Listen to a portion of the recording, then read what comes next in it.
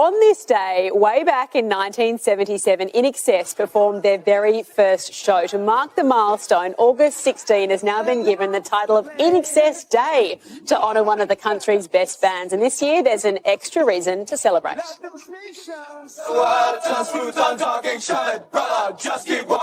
Since bursting onto the scene with hits like Just Keep Walking, Original Sin, and Suicide Blonde, You wanna make a suicide bomb?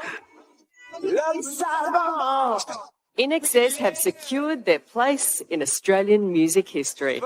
But with a career of hits, there's something the band has never done until now. INXS have just released their first ever book, written by fans for fans.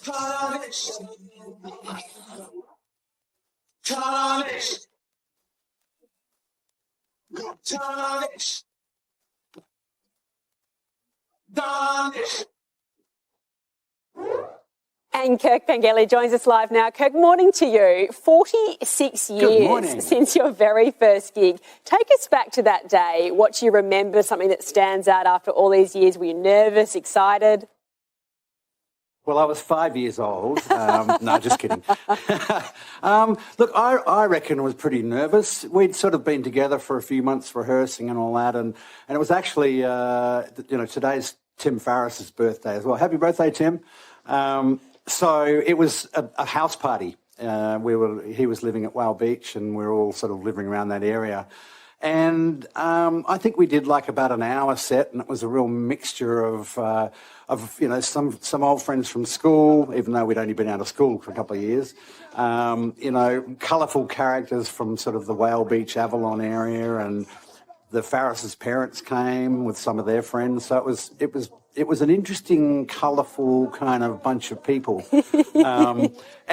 We did sort of cover songs and a couple of originals and that sort of thing. But I do remember that quite a few people on departing the party sort of fell asleep in areas of garden. And, it was the 70s. It was different time than it is now. The Northern Beaches sensation turned global sensation. I love looking at the pool room behind you because I know you have to share sort of half that with Lane as well with all of her awards. But INXS have performed more than 2,500 shows since then. Do you remember a moment when it all changed? Maybe you heard your songs on the radio or you realised, hang on, guys, we're big. We're making it to the big time. Yeah, look, there's so many kind of, I guess, key points along the way.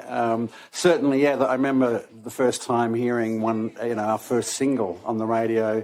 We were all in it was like a Belmont Holden, the bench seat. So the six of us were in the car in Melbourne driving around, and it was on the radio, and we're all screaming out of the car.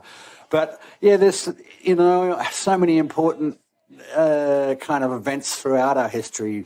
I think, one of them was a gig we did out at Sylvania, and, the record company kind of rep from America came to the gig, and it was sweaty and, condensation dripping off the ceiling and blokes with shirts off and all that sort of stuff. And she's like, well, I'm signing you guys straight away, So there's sort of points in our career that were just really memorable. So many memories, of course. They're all contained in Calling All Nations, a fan history of INXS. I know female sport is big in your household. Not only Tim Farris's birthday, INXS Day, but also the Matildas Day as well. So have a wonderful day celebrating this incredible nation that you have been the soundtrack to for so long. Thank you for joining us, Kirk. Yeah.